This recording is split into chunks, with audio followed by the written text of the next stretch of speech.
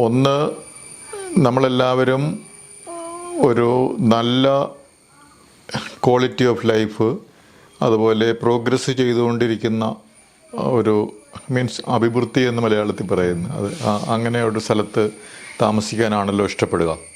അപ്പോൾ ഉദാഹരണത്തിന് നമ്മളെല്ലാവരും പറ്റുമെങ്കിൽ അമേരിക്കയിൽ താമസിക്കാൻ ആഗ്രഹിക്കുന്നു, അല്ലെങ്കിൽ സ്വിറ്റ്സർലൻഡിൽ താമസിക്കാൻ ആഗ്രഹിക്കുന്നു, അല്ലെങ്കിൽ ന്യൂസിലൻഡിൽ താമസിക്കാൻ ആഗ്രഹിക്കുന്നു. അതിൻ്റെ കാരണങ്ങൾ അവിടെ ക്വാളിറ്റി ഓഫ് ലൈഫ് നമ്മളുടെ ഒരു കാഴ്ചപ്പാടനുസരിച്ച്, അല്ലെങ്കിൽ മജോറിറ്റി ആൾക്കാരുടെ കാഴ്ചപ്പാടനുസരിച്ച് നല്ലതാണ്.